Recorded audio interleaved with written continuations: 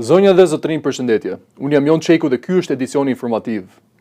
Mijëra protestues dolën sërish në rrugët e Tiranës kundër projektit të rezortit luksoz në Zvërnec, që po zhvillohet nga kompania e lidhur me Jared Kushner, dhëndrin e presidentit amerikan Donald Trump. Kundërshtarët e projektit paralajmërojnë pasojat të rënda mjedisore, ndërsa qeveria shqiptare këmbgul se investimi do të vazhdojë. Mijëra qytetar u mblodhen edhe të enjten në mbrëmjen e Tiranë për të protestuar kundër projektit të një rezorti luksoz në zonën e Zvërnecit, një investim për rreth 1.6 miliard dollarësh që po zhvillohet nga fondi amerikan Affinity Partners, i lidhur me Jared Kushner, dhëndrin e presidentit amerikan Donald Trump. Protestuesit marshuan në kryeqytet duke kundërshtuar ndërtimin e kompleksit turistik pranë peizazhit të mbrojtur Vjos Nart, duke argumentuar se projekti rrezikon një nga zonat më të rëndësishme natyrore të vendit. Ata kërkuan gjithashtu dorëheqjen e kryeministrit Edi Rama, duke e akuzuar qeverinë se po favorizon interesat private në dëm të trashëgimisë natyrore dhe pronave të banorëve. Sipas organizatave mjedisore, zona ku planifikohet zhvillimi përfshin habitate të rëndësishme për flamingot, fokat mesetare dhe breshkat e detit. Shoqata për mbrojtjen dhe ruajtjen e mjedisit natyror në Shqipëri ka theksuar se Vjosa Narta përbën të vetmin vend në vend ku flamingot folezojnë, ndërsa çdo vit mijëra prej tyre kalojnë nëpër këtë ekosistem. Nga ana tjetër, mbështetësit e projektit argumentojnë se investimi do të sjellë zhvillim ekonomik, vende pune dhe rritje të turizmit në jug të Shqipërisë.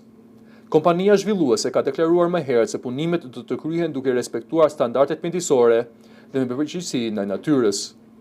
Kryeministri Edi Rama ka mbrojtur publikisht projektin dhe ka deklaruar se nuk ekziston asnjë mundësi që investimi të ndalet sa kohë ai është në krye të qeverisë. Protestat nisën pas vendosjes së gardheve me tela në zonën e projektit në Zvërnec dhe kanë vijuar për disa ditë me radhë, duke e kthyer çështjen në një nga debatet më të nxehta politike dhe mjedisore në vend.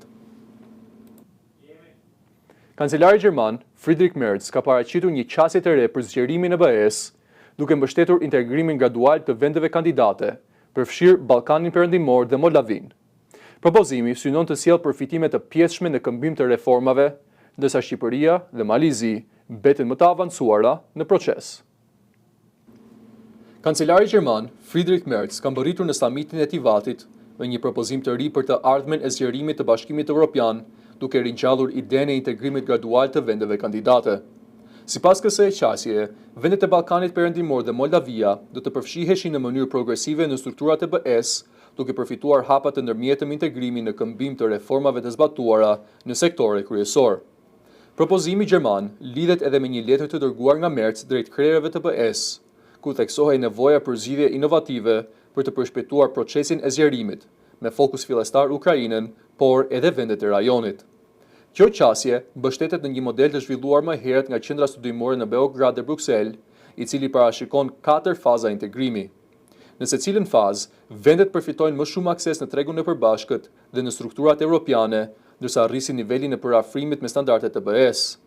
Sipas këtij koncepti, Shqipëria dhe Malizi konsiderohen ndër vendet më të avancuara në procesin e integrimit. Malizi synon mbylljen e kapitujve negociues brenda këtij viti dhe antarësimin në vitin 2028, ndërsa Shqipëria ka vendosur objektiv vitin 2030 për antarësim të plotë në Bashkimin Evropian. Kryeministri Edi Rama ka shprehur mbështetje për këtë qasje, duke theksuar se nuk bëhet fjalë për krijimin e një Europe me 2 nivele, por për një proces të përshpejtuar dhe më fleksibël drejt integrimit të plotë. Propozimi i ri i Berlinit përfshin gjithashtu mundësinë që vendet kandidate të kenë akses të zgjeruar në tregun e brendshëm evropian dhe status vëzhguesi në disa institucione të Bashkimit Evropian, si një hap i ndërmjetëm drejt antarësimit të plotë. Presidenti amerikan Donald Trump deklaroi se po shënohet për parim në përpjekjet për pushim mes Izraelit dhe Libanit. Sipas tij, Libani meriton paqe pas dekadash konfliktesh, ndërsa negociatat mbeten të lidhura ngushtë me zhvillimet rajonale dhe Iranin. Presidenti amerikan Donald Trump është shprehur optimist për mundësinë e arritjes së një marrëveshjeje që do të jap fund përplasjeve mes Izraelit dhe Hezbollahut në Liban. Duke folur në Shtëpinë e Bardhë, Trump tha se beson që po bëhet përparim dhe se situata po lëviz në drejtimin e duhur, pavarësisht deklaratave nga Irani se negociatat kanë ngecur. Sipas presidentit amerikan, zhvillimet në Liban janë të lidhura me dosjen iraniane, por përbërjnë një çështje të veçantë që meriton zgjidhje të shpejtë. Trump theksoi se Libani ka kaluar shumë vite në nhien e konflikteve dhe sulmeve të vazhdueshme, duke e përshkruar vendin si një palë që del prej dekadash është gjetur në pozita të pafavorshme. Ai konfirmoi se ka zhvilluar bisedime me kryeministrin izraelit Benjamin Netanyahu në kuadër të përpjekjeve diplomatike për uljen e tensioneve. Deklaratat e tij vijnë vetëm një ditë pasi Libani dhe Izraeli njoftuan se kishin rënë dakord për zbatimin e një arpushimi të ndërmjetësuar nga Shtetet e Bashkuara. Marrëveshja parashikon ndalimin e plotë të zjarrit dhe forcimin e rolit të ushtrisë libaneze në zonat pranë kufirit jugor. Megjithatë, situata në terren mbetet e brisht, pasi përplasjet sporadike dhe sulmet ajrore kanë vazhduar edhe gjatë ditëve të fundit.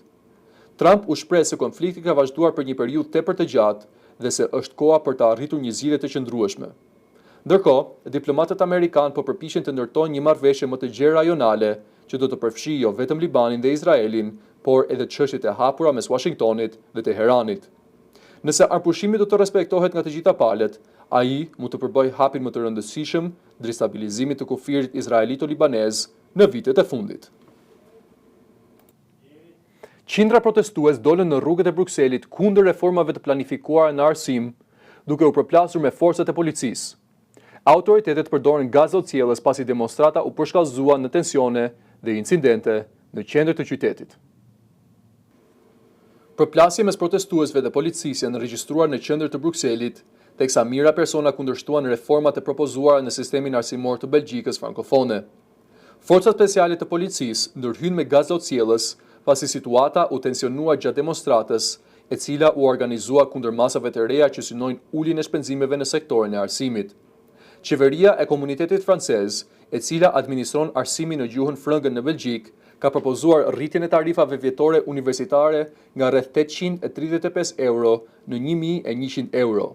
Përveç kësaj, plani parashikon që mësuesit e viteve të fundit të arsimit të mesëm të zhvillojnë 2 orë shtesë mësimore në javë. Sipas organizatorëve, masat do të rëndojnë barrën financiare për studentët dhe familjet e tyre, nëse do të shtojnë presionin mbi stafin pedagogjik. Ata argumentojnë se kursimet buxhetore po bëhen në kurrizë të cilësisë së arsimit dhe kushteve të punës së mësuesve. Demonstruesit marshuan në rrugën kryesore të kryeqytetit belg, duke kërkuar tërheqjen e reformave. Megjithatë, protesta u përshkallëzua në disa momente, duke çuar në përplasje me policinë, e cila u detyrua të ndërhyjë për të shpërndarë turmën.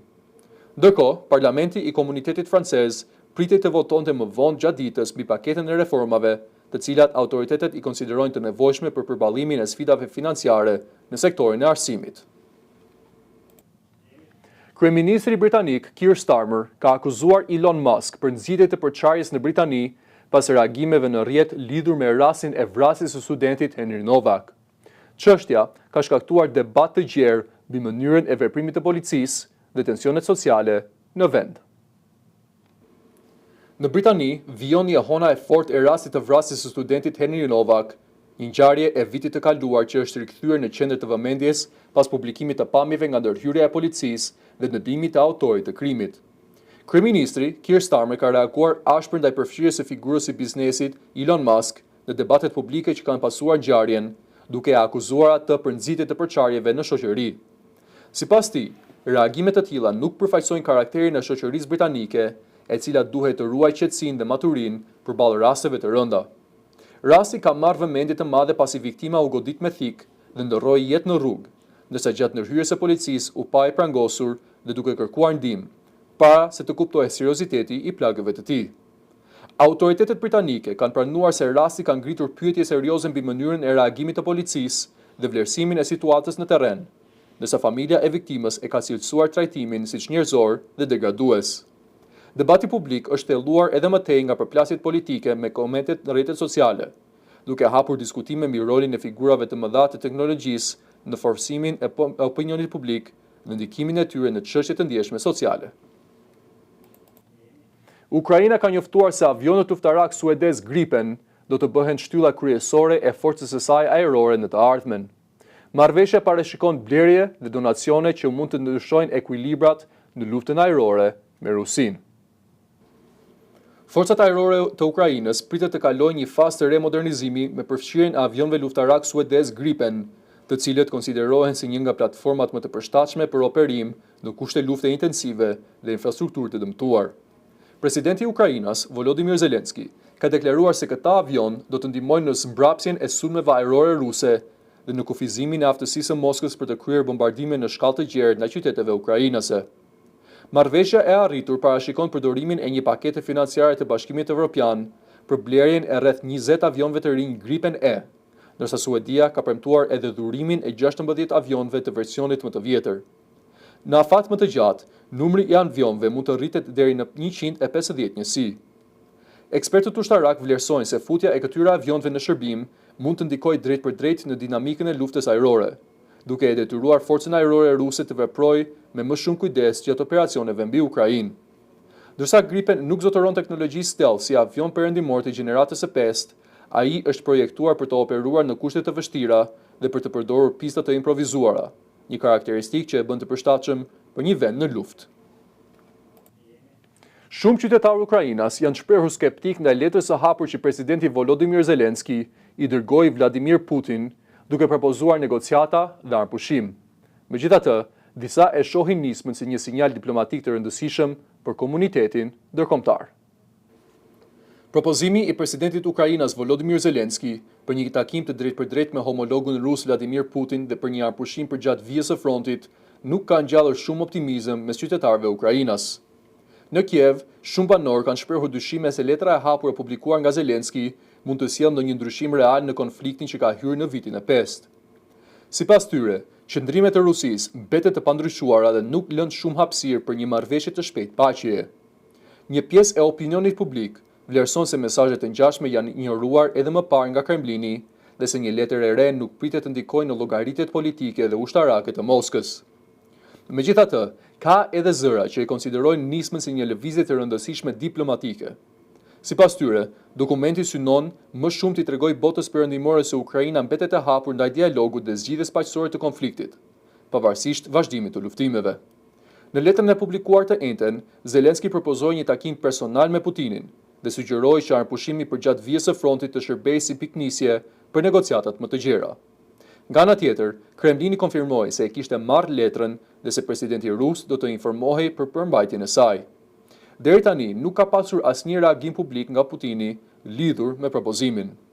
Ndërsa lufta vazhdon të shkaktojë humbje të mëdha njerëzore dhe materiale, shumë ukrainas shpresojnë ende për paqe, por mbeten të kujdesshëm në pritshmëritë e tyre për çdo iniciativë diplomatike që synon të jap fund konfliktit. Presidenti rus Vladimir Putin ka deklaruar se nuk përjashton mundësinë e arritjes së një marrëveshjeje paqeje me Ukrainën nëse palët arrin kompromis. Deklarata vjen pasi presidenti i Ukrainas Volodymyr Zelensky publikoi një letër të hapur ku kërkon takim të drejtpërdrejt për t'i dhënë fund luftës. Presidenti rus Vladimir Putin ka lënë të hapur mundësinë e një marrëveshjeje paqe me Ukrainën, duke deklaruar se Rusia mbetet e interesuar për një zgjidhje diplomatike të konfliktit nëse ekziston vullneti politik për ta realizuar atë. Deklarata e tij vjen në një moment kur presidenti i Ukrainës Volodymyr Zelensky ka ndërmarrë një iniciativë të re diplomatike, duke publikuar një letër të hapur drejtuar Kremlinit, ku propozon një takim të drejtpërdrejtë mes dy liderëve dhe nisjen e negociatave për përfundimin e luftës. Putin tha se në rast se palët arrin një marrëveshje, do të gjenden mekanizmat e nevojshme për nënshkrimin e dokumenteve përkatëse. Megjithatë, ai ngriti sërish pikpyetjen mbi statusin politik të Zelenskit, një çështje që Moska e ka përdorur shpesh në debatet e saj lidhur me negociatat. Nga ana e tij, Zelensky argumentoi në letrën e publikuar se lufta duhet marrë fund përmes dialogut dhe se qytetarët e të dy vendeve po përballen me pasojat e rënda të konfliktit. Ai propozoi gjithashtu caktimin e një date konkrete për takim dhe përmendi vende si Zvicra, Turqia dhe disa shtete arabe si mundësi për zhvillimin e bisedimeve. Ndërkohë, analistë ushtarak perëndimor dhe Ukrainas vlerësojnë se përparimi i forcave ruse në front është ngadalësuar ndjeshëm gjatë muajve të fundit, ndërsa objektiva strategjike të shpallura nga Moska mbeten ende larg realizimit. Kremlini konfirmoi se Putini është informuar për ekzistencën e letrës së Zelenskit, por ende nuk ka analizuar në detaje përmbajtjen e saj. Pavarësisht sinjaleve të kujdesshme nga të dyja palët, mbetet e paqartë nëse kjo nismë do të mund të hapë rrugën për negociata konkrete pas më shumë se 4 vitesh luftë. Roja bregdetare e Tajvanit ka raportuar një tjetër përballje të tensionuar me anijet kineze pranë ishujve pratas në detin e Kinës Jugore. Incidenti vjen në një periudhë rritjeje të presionit ushtarak nga Pekini ndaj Tajvanit. Roja bregtetare e Tajvanit ka deklaruar se ka ndodhur një tjetër përballje e tensionuar me forcat e rojës bregtetare kineze pranë ishuve Pratas në pjesën veriore të detit të Kinës Jugore. Sipas autoriteteve në Taipei, një anije kineze ka hyrë në ujërat të kufizuara pranë zonës së kontrolluar nga Tajvani, duke injoruar paralajmërimet dhe thirrjet për ndryshim kursi. Incidenti është raportuar si përplasja e dytë e këtij lloji brenda 2 javësh në të njëjtën zonë strategjike. Në komunikimet radiofonike të publikuara nga Roja Bregtetare e Tajvanit, anija tajvaneze i ka kërkuar homologës kineze të largohet menjëherë nga ujërat e pretenduara, duke theksuar se veprime të tilla rrezikojnë sigurinë rajonale dhe stabilitetin ekonomik global, veçanërisht sektorin teknologjik. Ishujt Pratas, të vendosur rreth 400 km larg ishullit kryesor të Tajvanit, konsiderohen nga ekspertët si një pikë e ndjeshme strategjike për shkak të distancës së madhe dhe ekspozimit ndaj presionit ushtarak kinez. Pekini vijon të konsiderojë Tajvanin pjesë të territorit të tij, ndërsa autoritetet në Taipei e kundërshtojnë këtë qëndrim dhe theksojnë se sovranitetin e tyre. Gjatë viteve të fundit, Kina ka rritur praninë ushtarake dhe patrullimet në zonat përreth ishullit. Autoritetet tajvaneze thonë se anija kineze ka kryer manovra të papritura dhe ka hyrë me forcë në zonën e kufizuar detare, pavarësisht paralajmërimeve të përsëritura. Situata ka shtuar shqetësimet për përshkallëzim të mëtejshëm të tensioneve në rajon. Një sondazh i ri tregon rënje të ndjeshme të mbështetjes për kryeministrin Benjamin Netanyahu në veriun e Izraelit, ku sulmet me raketa nga Hezbollahu kanë qenë më të shpeshta. Situata po rrit presionin politik ndaj tij në prag të zgjedhjeve. Në veri të Izraelit, zonat pranë kufirit me Libanin po përballen prej muajsh me sulme të përsëritura me raketa, të cilat kanë ndikuar ndjeshëm në jetën e përditshme të banorëve dhe në klimën politike në vend. Një sondazh i fundit tregon se mbështetja për kryeministrin Benjamin Netanyahu ka rënë ndjeshëm në këtë rajon, i cili konsiderohet vendimtar për rezultatin e zgjedhjeve të ardhshme. Sipas të dhënave, një pjesë e madhe e banorëve të veriut shprehen të pakënaqur me mënyrën se si është menaxhuar konflikti me Hezbollahun, ndërsa një shumicë e konsiderueshme e të anketuarve e vlerëson negativisht qasjen e qeverisë ndaj situatës së sigurisë. Tensionet janë rritur edhe për shkak të pritshmërive të ndryshme politike mbi mënyrën e zhvillimit të luftës dhe mundësinë e një arpushimi, i cili është kundërshtuar nga një pjesë e elektoratit në zonat më të prekura nga sulmet. Analistët politik theksojnë se rënja e mbështetjes në veri është më e fortë se në pjesët e tjera të vendit, duke sinjalizuar një zhvendosje të rëndësishme në sjelljen e votuesve dhe në balancat politike të brendshme. Në këtë klim, kundërshtarët e Netanyahut e akuzojnë atë për kompromis në çështjet e sigurisë, ndërsa vetë kryeministri ka deklaruar se operacionet ushtarake do të vijojnë, pavarësisht marrëveshjeve të fundit për ulje të tensioneve në kufirin verior. Kjo ishte gjithçka që kishim përgatitur për ju sot. Për më tepër na ndiqni në rrjetet tona sociale, bëni subscribe në YouTube dhe na ndiqni në faqen tonë të webit www.nsmtv.ca. Bashk, mirupafshim.